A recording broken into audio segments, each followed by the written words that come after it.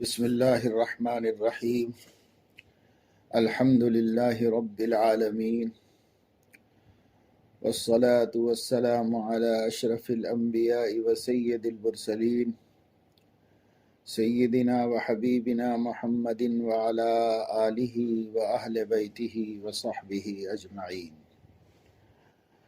أما بعد، فقد قال الله تبارك وتعالى: وأن أقم وجهك للدين حنيفا ولا تكونن من المشركين ولا تدع من دون الله ما لا ينفعك ولا يضرك فإن فعلت فإنك إذا من الظالمين. وإن يمسسك الله بضر فلا كاشف له إلا هو وإن يردك بخير فلا راد لفضله يصيب به من يشاء من عباده وهو الغفور الرحيم. قل يا أيها الناس قد جاءكم الحق من ربكم فمن اهتدى فإنما يهتدي لنفسه ومن ضل فإنما يضل عليها وما أنا عليكم بوكيل.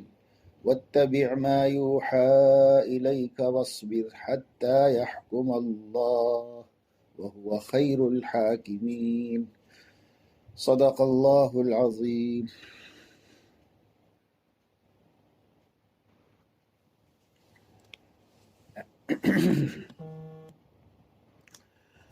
سورہ یونس کی آیات ہیں۔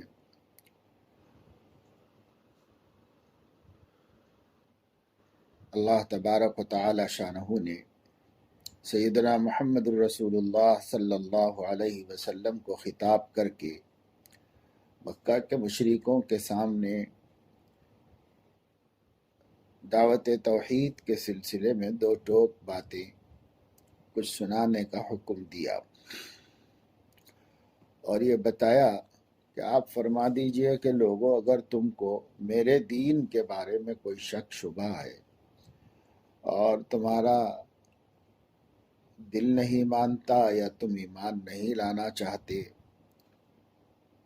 تو خیر تمہاری مرضی ہے، لیکن میں تو تمہارے معبودوں کی عبادت نہیں کروں گا۔ میں اس اللہ کی عبادت کرتا ہوں جو تم کو موت دینے والا ہے اور مجھے حکم دیا گیا ہے کہ میں مومن رہوں۔ اس کے بعد اللہ تعالیٰ نے حضور علیہ السلام کو مزید یہ ارشاد فرمایا کہ میں مومن رہوں، اس کا حکم مجھے دیا گیا ہے، اور مجھ سے یہ فرمایا گیا ہے کہ میں اپنے چہرے کو، اپنا رخ وہ اللہ تعالیٰ کی طرف کروں، اپنا دین پر حنیف ہو کر، اپنا منہ سیدھا کر، اپنے منہ کو سیدھا کر کے دین حنیف پر رہیے اور شرک کرنے والوں میں سے مت ہو جائیے۔ یعنی اللہ کے نبی صلی اللہ علیہ وسلم سے کہلوایا جا رہا ہے کہ لوگوں، اگر تم میرے دین میں شک کرتے ہو اور نہیں ایمان لانا چاہتے ہو تو وہ تمہاری مرضی ہے، تم جانو، اللہ تعالیٰ جانے۔ مجھے جو بات پہنچانی تھی وہ میں نے پہنچا دی ہے۔ مجھے تو اللہ تعالیٰ کا حکم یہی ہے کہ میں مومن رہوں اور اسی کی عبادت کروں اور اپنا قلب کا رخ اور اللہ تعالیٰ کی طرف ہی رکھوں،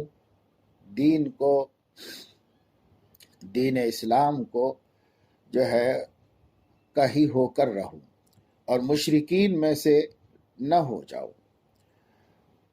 اس کے بعد فرمایا وَلَا تَدْعُ مِن دُونِ اللَّهِ مَا لَا يَنفَعُكَ وَلَا يَضُرُّكَ۔ اے نبی، اللہ تعالی کو چھوڑ کر آپ کسی ایسی چیز کی پرستش نہ کریں اور کسی ایسی ذات کو نہ پکاریں جو نہ آپ کو نفع دے سکتی ہیں اور نہ آپ کو نقصان پہنچا سکتی ہیں.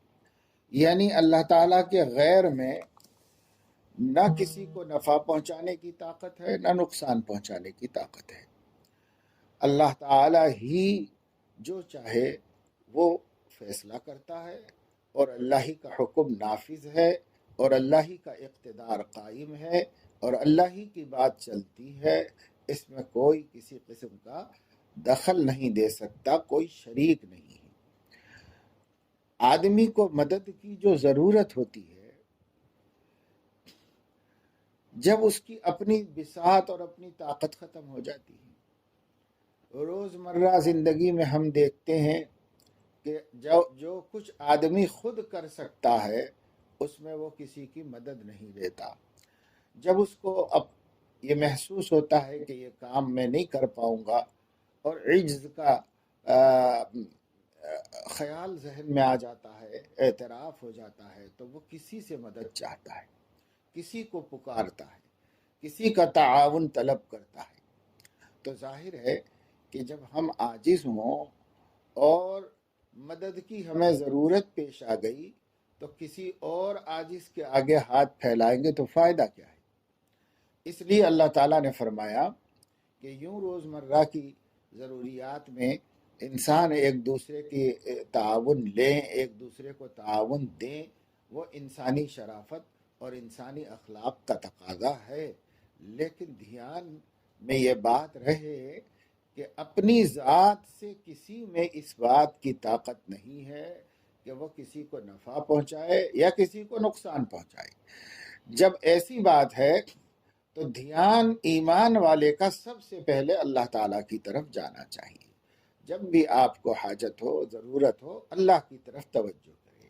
حضور اکرم صلی اللہ تعالیٰ علیہ وسلم نے فرمایا اذا سألت فاسأل اللہ وَإِذَا اسْتَعَنْتَ فَاسْتَعِنْ بِاللَّهِ. اے امتیوں، اے مسلمانوں، اگر تم کو کسی سے کچھ مانگنا ہو تو اللہ سے مانگو، اور کسی کی مدد کی ضرورت پڑ جائے تو اللہ کی مدد طلب کرو. اذا سألت فاسأل اللہ، جب تو مانگے تو اللہ سے مانگ. وَإِذَا اسْتَعَنْتَ فَاسْتَعِنْ بِاللَّهِ، اور جب تجھے مدد کی ضرورت ہو تو اللہ تعالیٰ سے مدد طلب کر. تو اللہ تعالیٰ سے مدد طلب کرنا چاہیے اور اللہ تعالیٰ ہی سے دعائیں مانگنی چاہیے اور اللہ تعالیٰ کے سامنے ہی باتیں رکھنی چاہیے. تدبیر کا کرنا، کوشش کا کرنا، وہ چونکہ اللہ نے ہم کو اسے اختیار دیا ہے، اس کی ہمیں قدرت بھی دی ہے اور اس کا ہمیں حکم بھی دیا ہے، تو وہ کریں. لیکن اس میں ہمارا اعتماد اور توکل نہ ہو. اللہ تعالیٰ ہی پر ہمارا توکل ہو اور اللہ تعالیٰ ہی پر ہمارا اعتماد ہو. اس لیے فرمایا لا تدع من دون اللہ ما لا ينفعک ولا یضرک. اللہ کو چھوڑ کر جتنے بھی ہیں نہ وہ آپ کو نفع پہنچا سکتے ہیں نہ آپ کو نقصان سے بچا سکتے ہیں. جب وہ خود عاجز و بے بس ہیں، اپنے نفع نقصان کے بھی مالک نہیں، چاہے کوئی بھی ہو اللہ کے علاوہ، فرشتے ہوں، انبیاء ہوں، اولیاء ہوں، اور اسی طریقے سے بے ایمانوں نے جن جن لوگوں کو، جن جن چیزوں کو اپنے وہم میں، اپنے خیال میں، زعم باطل میں نفع نقصان کا مالک سمجھ رکھا ہے، ان میں سے کوئی ہو، جنات کی طاقت ہو، پہاڑوں کی طاقت ہو، کوئی بھی چیز ہو، اللہ کو چھوڑ کر وہ نہ نافع ہے نہ ضار ہے. ان کے ہاتھ میں نفع پہنچانے کی کوئی صلاحیت نہیں ہے، ان کے ہاتھ میں نقصان پہنچانے کی کوئی صلاحیت نہیں ہے، بلکہ وہ اپنے نفع نقصان کے بھی مالک نہیں ہیں. جب ایسا ہے تو پھر مومن کو، کم از کم مومن کو، ویسے تو ہر انسان کو چاہیے کیونکہ اللہ نے عقل دی ہے، وہ دیکھ رہے ہیں کہ کوئی کسی کو نفع نہیں پہنچا سکتا. لیکن چلو جن کا ایمان نہیں، عقیدہ نہیں مانتے، انہیں چھوڑو. اللہ تعالیٰ نے بھی اس آیت میں یہ فرمایا ہے کہ اگر تم کو شک ہے تو تم جانو تمہارا دین جانے. قیامت میں سب پتہ چل جائے گا جب اللہ کے سامنے حاضر ہوں گے، لیکن ہم تو صرف بتا سکتے ہیں، بات پہنچا سکتے ہیں۔ پر ایمان والوں کو، جنہوں نے اللہ تعالیٰ کو مانا ہے، اس کے بھیجے ہوئے دین کو مانا ہے، سیدنا محمد الرسول اللہ صلی اللہ علیہ وسلم کو برحق سمجھا ہے، ان کے دین اور ان کی دعوت کو برحق سمجھا ہے، ان لوگوں کو تو یہ یقین رکھنا چاہیے کہ اللہ کے غیر میں نہ نفع پہنچانے کی طاقت ہے نہ نقصان، لہذا جب آپ کو نفع کی ضرورت ہو تو اس سے مانگو جو نفع دے سکتا ہے، اور اگر آپ کو نقصان کا خطرہ ہے تو اس کی طرف رجوع کرو جو نقصان سے بچا سکتا ہے، اور ایسی ہستی سوائے اللہ تعالیٰ کے کوئی اور نہیں ہے۔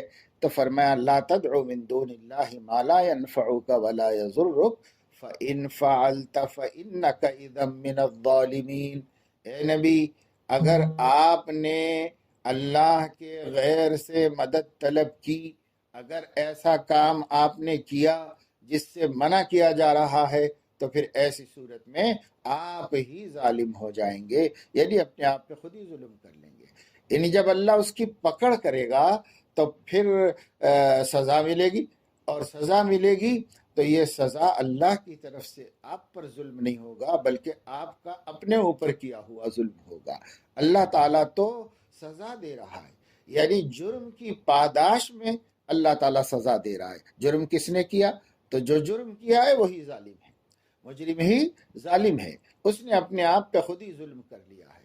اور اللہ نے اگر پکڑ کی تو اس نے تو عدل کیا ہے کہ مجرم کو، خطا کار کو قرار واقعی سزا ملنی چاہیے، یہ انصاف اللہ کر رہا ہے، یہ عدل کر رہا ہے اللہ تعالیٰ۔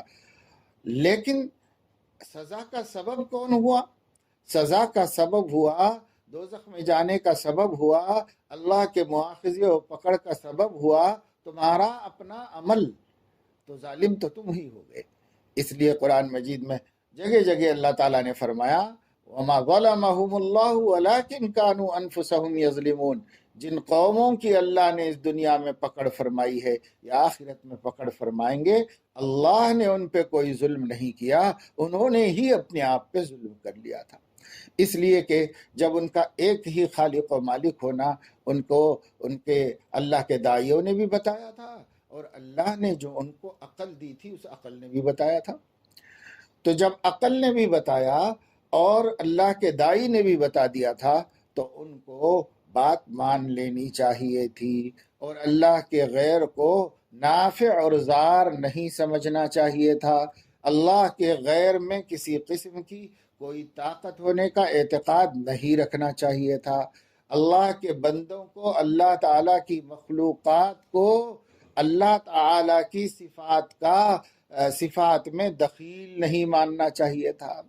ہاں، کائنات کا ذرہ ذرہ اللہ کی صفتوں کا مظہر ہے، اس سے اللہ کی صفتیں، اللہ کی قدرتیں سمجھ میں آتی ہیں، دکھائی دیتی ہیں۔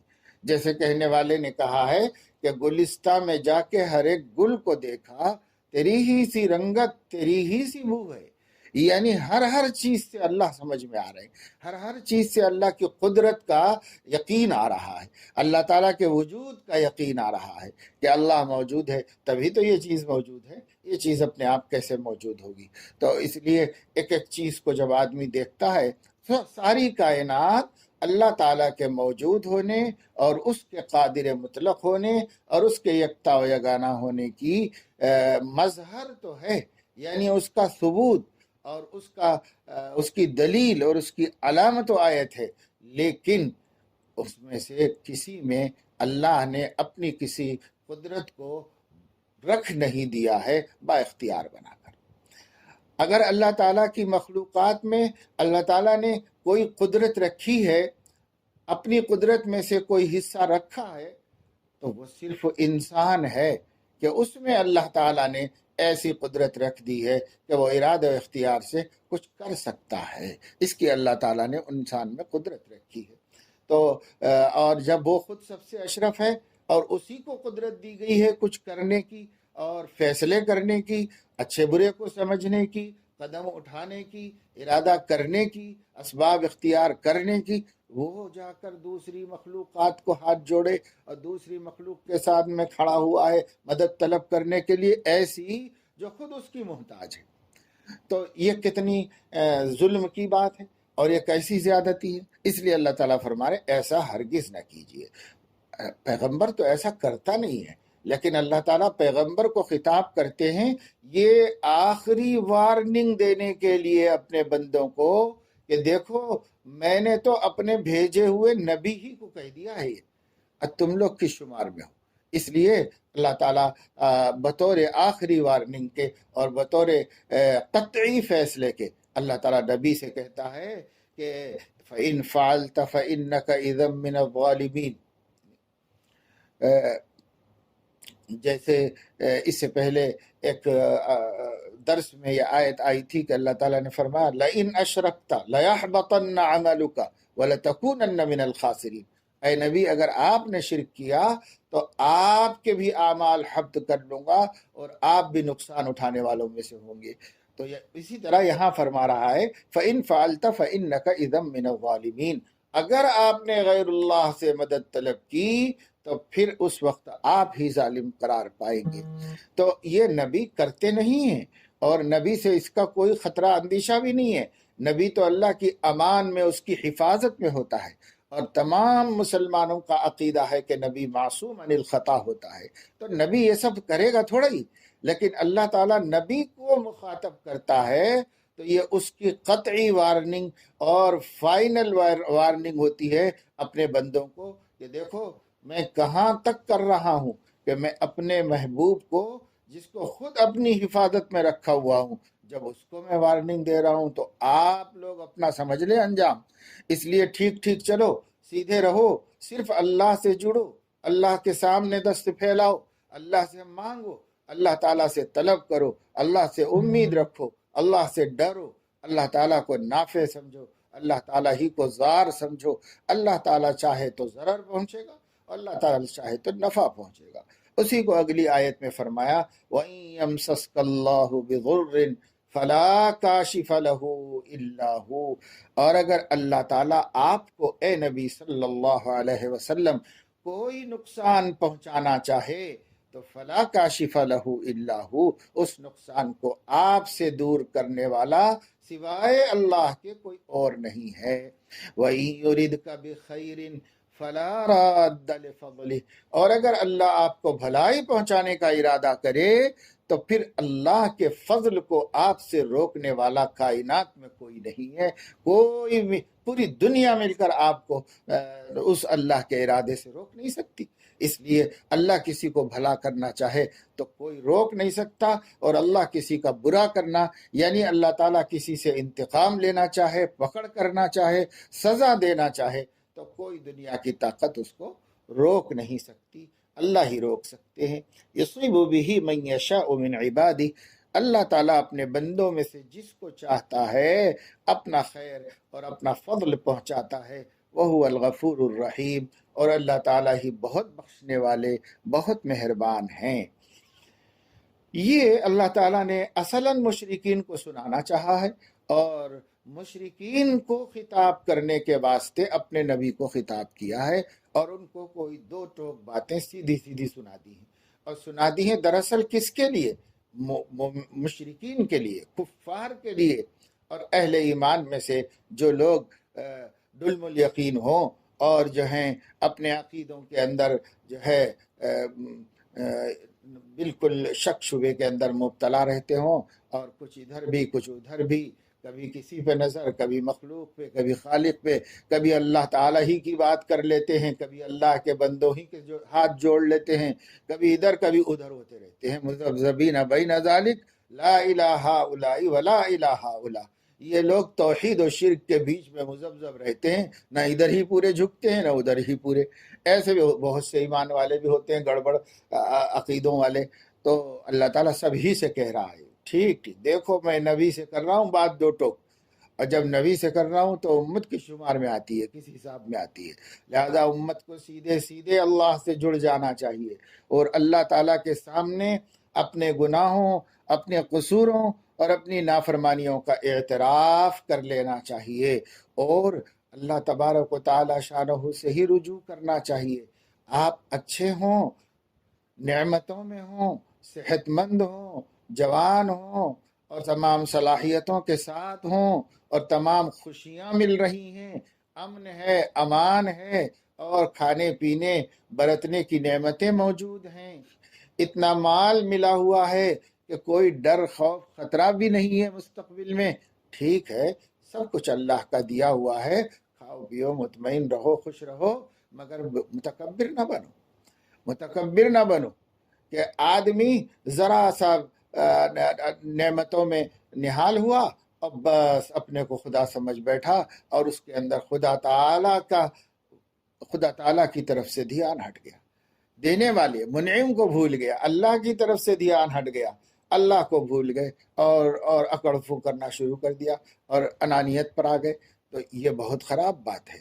اللہ تعالیٰ فرما رہے ہیں ایسا مت کرو، اللہ نہ دینا چاہے تو کوئی تم کو دے نہیں سکتا، اور اللہ تعالیٰ دینا چاہے تو کوئی روک نہیں سکتا۔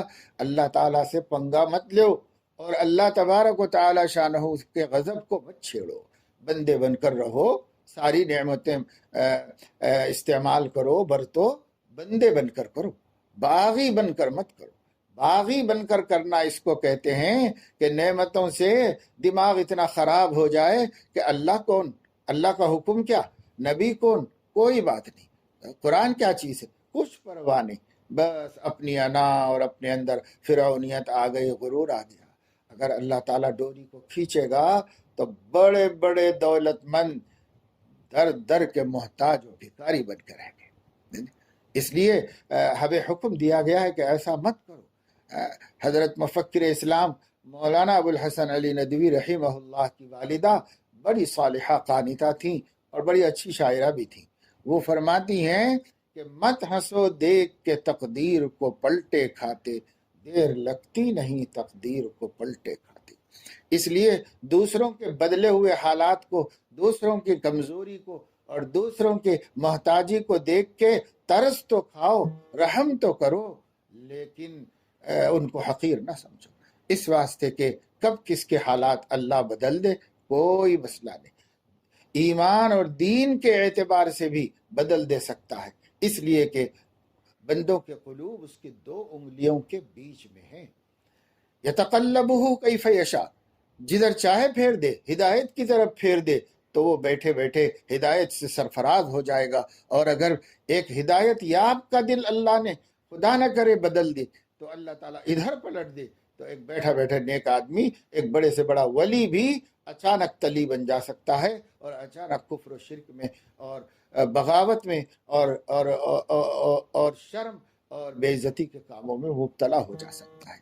تو دین کے اعتبار سے بھی کسی وقت تبدیلی آ جا سکتی ہے، اپنے دین پہ بھی ناز مت کرو، غرور مت کرو، فضل خدا سمجھ کر، اللہ تعالیٰ کا کرم اور احسان سمجھ کر شکر گزار رہو، اور اپنے دین کی حفاظت کرتے رہو، اور اپنی دنیا پر بھی ناز مت کرو، اپنا کمال مت سمجھو، اللہ تعالیٰ کب حالات بدل دے تو بڑے بڑے دینے والے اور کھلانے والے کاسے گدائی لے کر گھر گھر پھرنے پر اللہ تعالیٰ کی طرف سے مجبور کر دیے گئے۔ اللہ نے دکھا دیا، اس دنیا میں اس کی ہزاروں مثالیں موجود ہیں، کیا تھے کیا سے کیا ہو گئے۔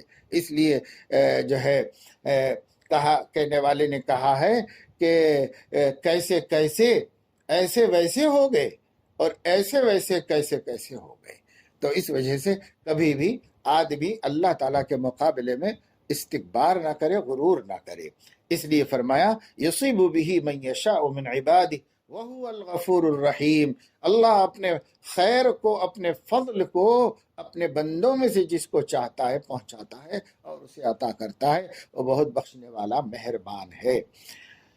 اگلی آیت میں فرمایا آپ کہہ دیجئے اے نبی صلی اللہ علیہ وسلم کہ اے لوگو، یا ایھا الناس، اے لوگو، قد جاءکم الحق من ربکم، یقیناً تمہارے پاس تمہارے رب کی طرف سے حق آ گیا ہے، ہدایت آ گئی ہے، یعنی قرآن میں لے کے آ گیا ہوں، اور میں نے تمہیں قرآن بھی پہنچا دیا، اور قرآن کے ماں سوا جو کچھ اللہ نے مجھے دیا تھا وہ بھی میں نے تم کو پہنچا دیا۔ یہ حق ہے جو اللہ کی طرف سے آیا، جو قرآن کی شکل میں ہے، اور جو جناب نبی کریم صلی اللہ تعالی علیہ وسلم کے قلب مبارک پر القاء کیا گیا، اور آپ نے امت کو پہنچایا، جس کو ہم لوگ سنت کہتے ہیں۔ تو یہ کتاب و سنت یہ ہے ہدایت، حق جو اللہ لے کے آیا ہے، اور کتاب و سنت کے علاوہ کچھ بھی حق نہیں ہے۔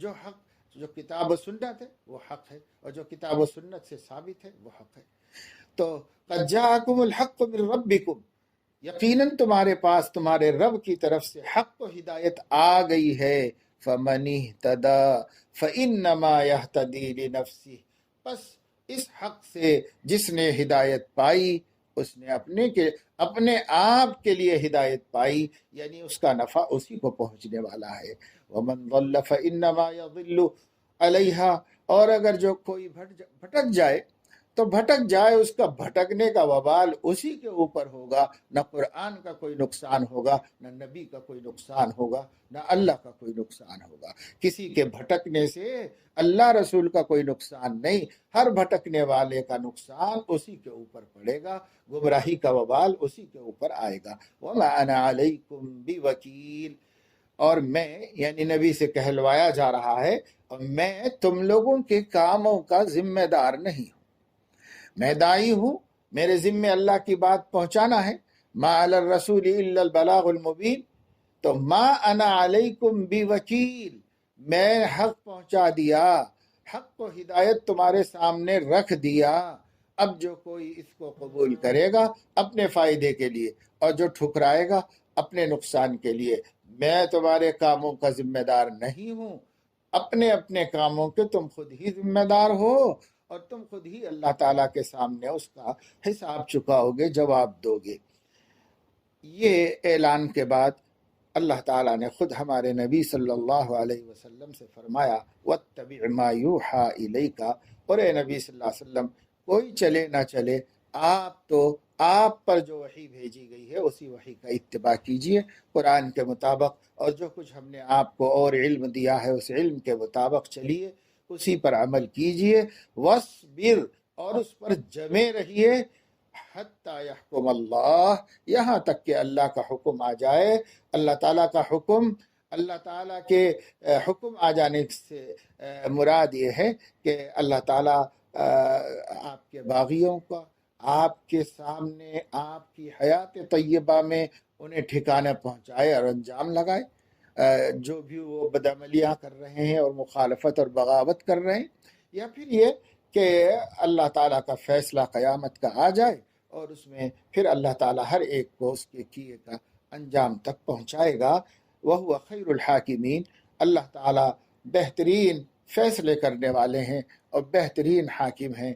جو اللہ تعالیٰ حکم بنیں گے اور اپنے بندوں کی زندگیوں کا، ان کے کرتوتوں کا فیصلہ فرمائیں گے تو بہترین فرمائیں گے، حق اور عدل اور انصاف کے مطابق فرمائیں گے۔ کہ ناانصافی اور ظلم و زیادتی یا تو علم کی کمی کی وجہ سے ہو جاتی ہے یا قدرت کی کمی کی وجہ سے ہو جاتی ہے۔ جب اللہ تعالیٰ کی قدرت میں کوئی کمی نہیں اور جب اللہ تعالیٰ کے علم میں کوئی کمی نہیں، تو جو بھی فیصلہ کرے گا برابر کرے گا، بالکل ٹھیک کرے گا، کسی پہ ذرہ برابر زیادتی نہیں کرے گا۔ اور اللہ کے فیصلے آنے کا انتظار مت کرو، اس سے پہلے اپنے آپ کو وَاتَّبِعْ مَا يُوحَىٰ إِلَيْكَ وَاصْبِرْ، اللہ کی وحی پر کھڑے ہو جاؤ، اتباع کرو اور جم جاؤ، مضبوطی سے قائم رہو۔ اب ہم لوگ سیکھیں کہ اللہ تعالیٰ کی دین پر کیسے مضبوطی سے جمیں، اور جمنے کی ان دنوں میں مشق کریں اور حق کے گناہوں سے بچنے کی کوشش کریں۔ دیکھیے حالات کی اتنی خرابی کے باوجود غفلت میں کوئی کمی نہیں آئی ہے، کم لوگوں کے اندر آئی ہے، اور بہت سے لوگوں میں ابھی کچھ بھی کمی نہیں آئی۔ ان کے حالات جو کہ تو ہیں، نافرمانیاں اسی طرح ہیں، نمازوں کا چھوڑنا اسی طرح ہے، غفلت اسی طرح ہے، قرآن سے اسی طرح دور ہیں، نبی سے اسی طرح دور ہیں، اور اپنی زندگی بس ایسے ہی لغو و لایانی میں گزار رہے ہیں۔ بس انسان کا مزاج یہ ہے کہ جب اس کے اوپر کوئی مصیبت آتی ہے تو جزا و فضا کرتا ہے، ہائے ہائے کرتا ہے، 4 دن کرتا ہے، اور اس کے بعد آہستہ آہستہ اس مصیبت کا عادی ہو جاتا ہے۔ تو اب ہم پر مصیبت آئی تو شروع کے دنوں میں تو کچھ سنبھلے اور کچھ اپنے کو بدلے اور کچھ اللہ یاد آیا۔ اب آہستہ آہستہ چونکہ یہ مشکلات کے اور مصیبت کے دن لمبے ہوتے جا رہے ہیں تو ہم آہستہ آہستہ اس کے عادی ہوتے جا رہے ہیں، اور اب ان سب چیزوں کے باوجود نہ خدا یاد آ رہا ہے اور نہ توبہ کی توفیق ہو رہی ہے، نہ نادم ہے نہ شرمندہ، نہ گناہ چھوڑ رہے ہیں، گناہوں میں مبتلا ہیں۔ اس لیے گناہوں سے بچیے، اور گناہوں سے اس وقت میں بہت سے گناہ ایسے ہیں جو لاک ڈاؤن کی وجہ سے اور گھر میں گھر جانے کی وجہ سے خود ہی نہیں ہو پا رہے ہیں۔ جو گناہ نہیں ہو پا رہے ہیں وہ تو چلو اللہ کا کرم ہے، چاہے نہ چاہے چھٹ تو گئے ہیں، اور کوشش کریں کہ ہم جو گناہ چھٹ گئے ہیں وہ پھر کبھی کریں گے بھی نہیں، اس کو بھی طے کر کے رکھ لیں۔ اور اسی کے ساتھ ساتھ اپنے پاس ٹی وی کا یا موبائل کا ایک ایسا ساجھا ہے، اس ساجھے کی وجہ سے بہت سے گناہوں سے بچنا مشکل ہو رہا ہے، تو اس کے معاملے میں ذرا ہم چوکنا اور ہوشیار رہیں، بقدر ضرورت اور صرف ضرورت کے لیے استعمال کرنا طے کر لیں، اور ضرورت کے علاوہ اس کو ہاتھ نہ لگائیں۔ اس کے بجائے قرآن کریم اپنے سامنے رکھیں، تلاوت کا اہتمام کریں، ذکر کا اہتمام کریں، کل میں نے بتایا درود شریف کی کثرت کریں۔ یہی سب چیزیں اللہ کی رحمت کو متوجہ کرنے والی ہیں۔ اللہ تعالیٰ اپنے فضل و کرم سے مجھے آپ کو سب کو توفیق عمل نصیب فرمائے، اور ماہ مبارک قریب آ رہا ہے، ابھی سے اس کے ذہن بنانے، ماحول بنانے کی اللہ تعالیٰ ہم سب کو توفیق نصیب فرمائے، تیاری کی توفیق نصیب فرمائے، آمین۔